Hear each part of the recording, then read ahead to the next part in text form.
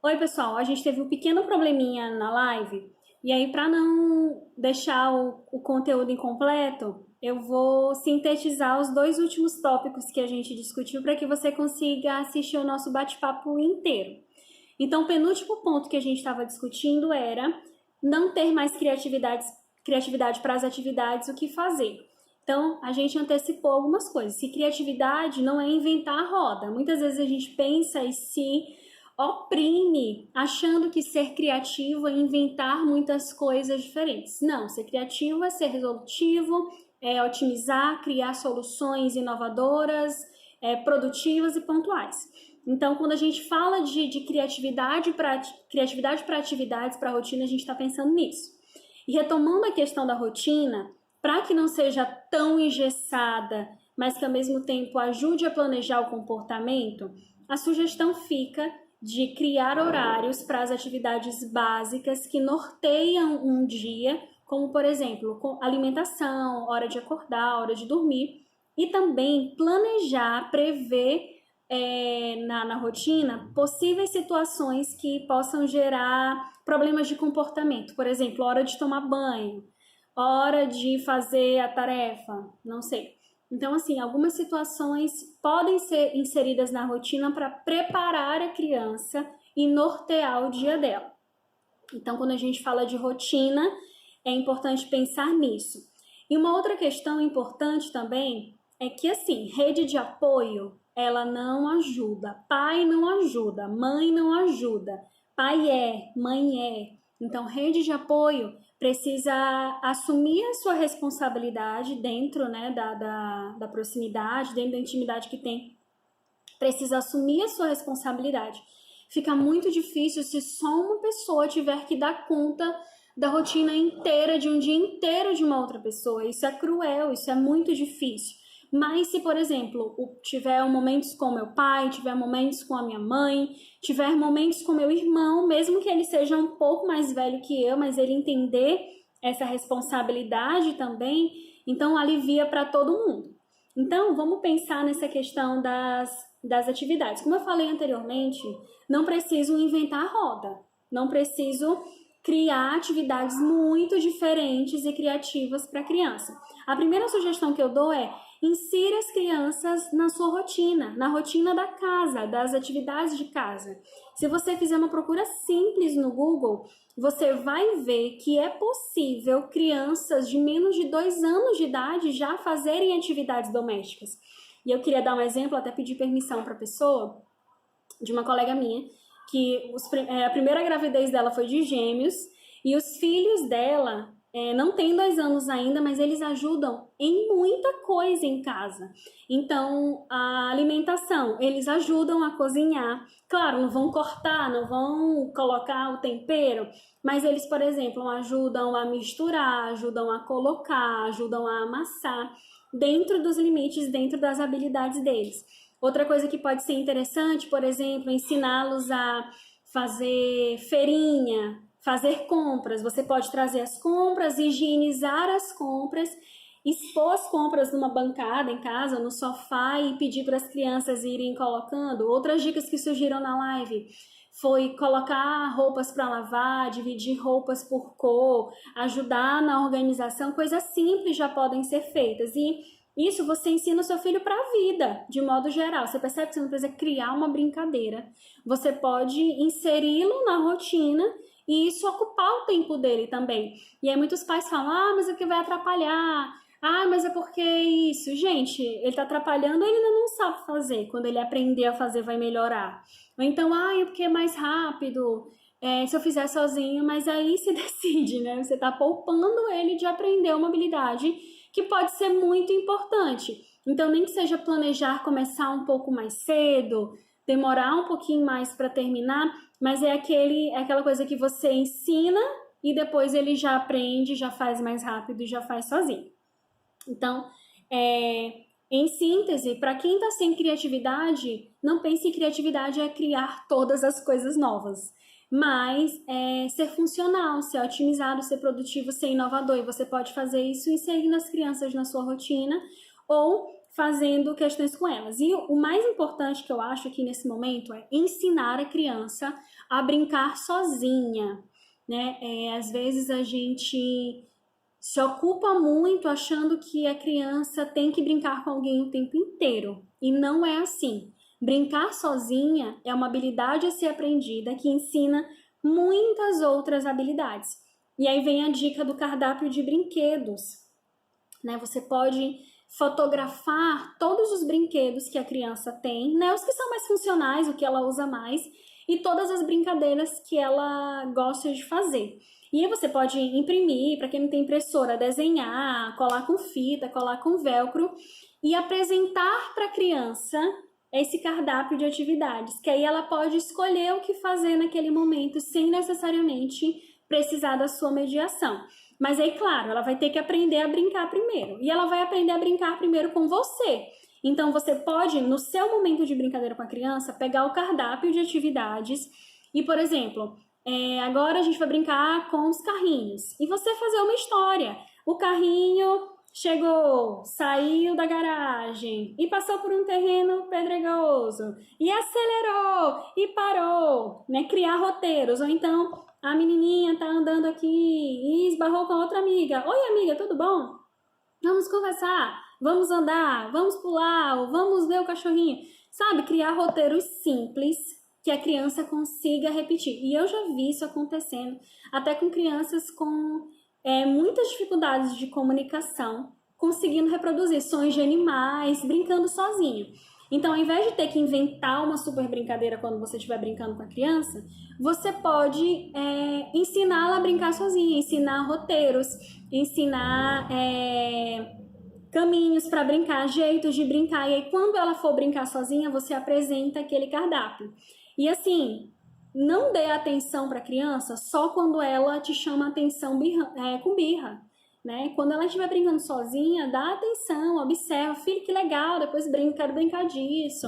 Olha que legal que você está brincando sozinho, coisas do tipo. Então, ensine a criança a brincar sozinha. E a Ju até comentou da questão da gente fazer a criança se interessar por narrativas. Conte as histórias da sua vida, né? Guarde um segredinho para o dia seguinte, façam histórias em quadrinhos, leiam juntos. E aí, quando a criança for brincar sozinha, ela vai repetir brincadeiras que ela aprendeu com você. Então, ofereça esse cardápio de atividades. E, por fim, ensine também a criança a fazer nada. Essa é uma habilidade importante.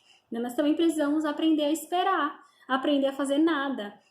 A gente tem que ter muito cuidado para esse excesso de atividades não virar uma hiperestimulação. Tipo, ter que fazer tudo, eu tô parada, eu tô entediada, eu tenho que fazer uma coisa agora. Aprender a esperar e aprender a fazer nada pode ser habilidade importante para a vida. Então, por exemplo, espera 2 minutos, espera eu voltar. O que você pode fazer? Você pode deitar, você pode cantar uma música, você pode fazer um monte de coisa. Espera 5 minutos, espera 20. E aumentando esse tempo, também é importante ensinar a fazer nada. Ensinar a observar outros estímulos, ensinar a ficar atenta a outras coisas ou simplesmente realmente esperar. Então, para quem está com dificuldade no que fazer com as crianças, ficam essas dicas. E a última demanda, que foi talvez a que mais pontuou de preocupação para os pais, foi a questão do retorno para a escola. Preocupações com os filhos, preocupação com a saúde, preocupação de como vai ser. E, de fato, é uma questão que nos preocupa, é uma questão que traz ansiedade, uma questão que traz medo. Mas uma questão importante para a gente entender é usar a dialética que a gente conversou no começo.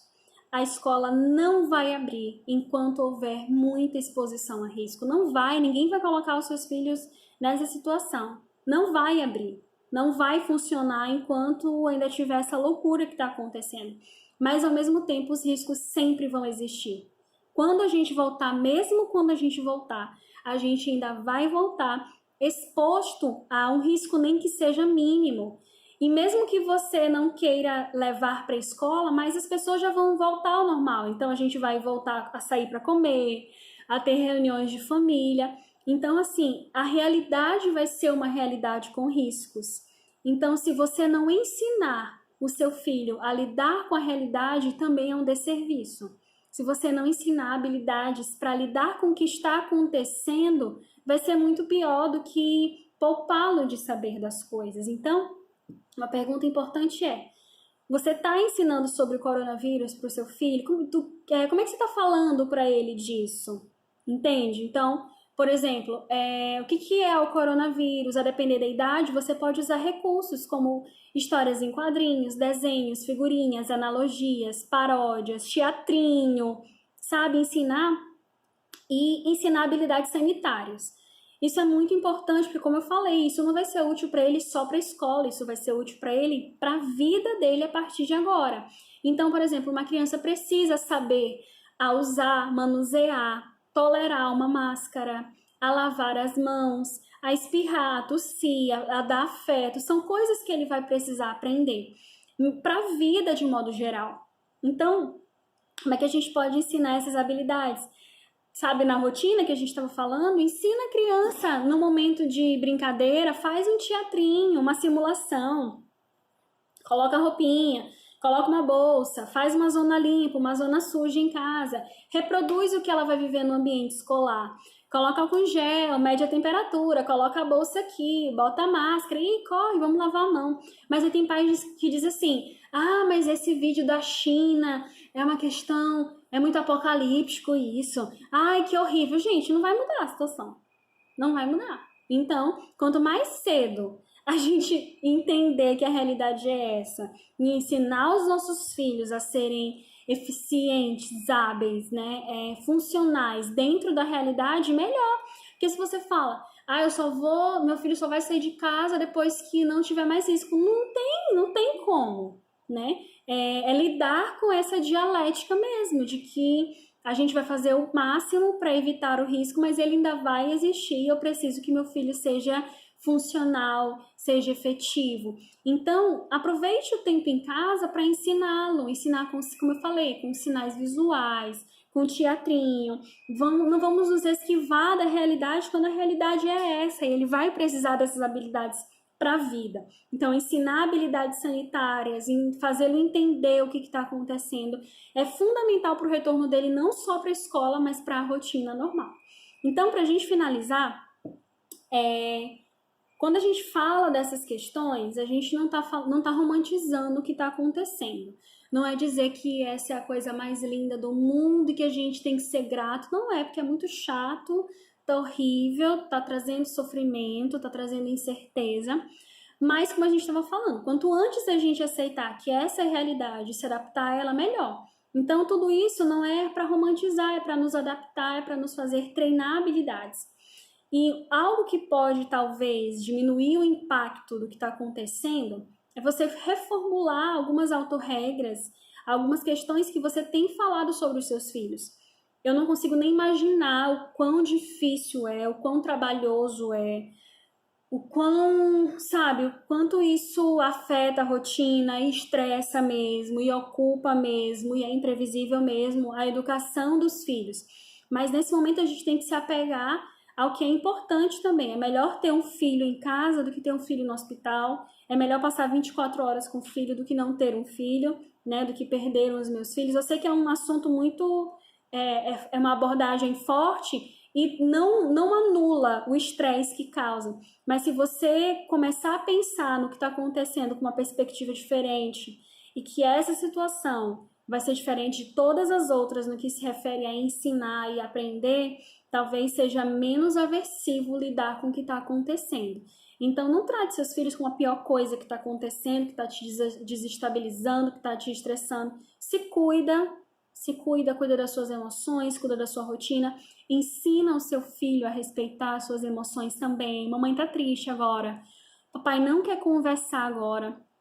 Pensa nessas questões, mas também cuide entendendo que talvez a gente reclamaria se a situação fosse diferente. Então, aproveite o que essa oportunidade pode trazer e desenvolva as habilidades que precisam ser desenvolvidas. Aceite a realidade tal qual ela está. Acolha os seus sentimentos, sim, acolha. Vão ter dias diferentes dos outros, nem sempre as metas vão ser batidas e não vai dar para fazer tudo sempre do mesmo jeito. mas mude a forma de encarar a situação também, que talvez você consiga até ser mais criativo na hora de resolver os problemas. Certo? Obrigada!